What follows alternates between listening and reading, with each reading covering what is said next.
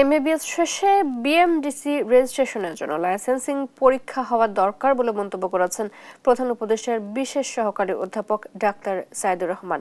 বৃহস্পতিবার বাংলাদেশ মেডিকেল বিশ্ববিদ্যালয়ের চিকিৎসক সপ্তাহের আলোচনায় তিনি বলেন, মানুষের আস্থা ফেরাতে লাইসেন্স পাওয়া চিকিৎসকদেরও নিয়মিত নবায়ন পরীক্ষার ব্যবস্থা করা যায় কিনা সেটিও বিবেচনা করা দরকার।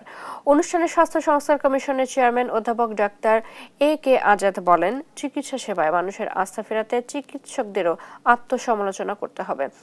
এ সময় যে কোনো কমিশন গ্রহণ ফৌজদারি অপরাধ বলেও আখ্যা দেন কমিশন চেয়ারম্যান।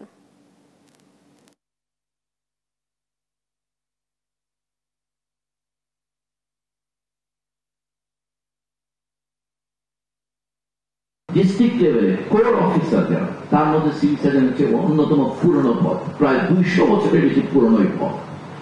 অতএব এই পদটিতে যারা কাজ করেন তাদেরকে আসলে আমরা একটু সম্মানিত করতে চাই এবং তাদের সম্মানিত করার মধ্য দিয়ে দেশের স্বাস্থ্য কাঠামোতে জেলা পর্যায় থেকে যেন এই যে বিকেন্দ্রীকরণের যদি একটা অবকাঠামো এবং তার নেতৃত্ব যারা দিবেন তাদেরকে আমরা আসলে রাষ্ট্রের সর্বোচ্চ মহলের সঙ্গে পরিচিত করে দিতে চাই। কারণ ডাক্তারি পেশাটা ব্যবসায়ী আন্দোলন, লয়ারদের পেশাটা ব্যবসায়ী আন্দোলন, এটা একটা ইম্পর্টেন্ট কনসেপ্ট।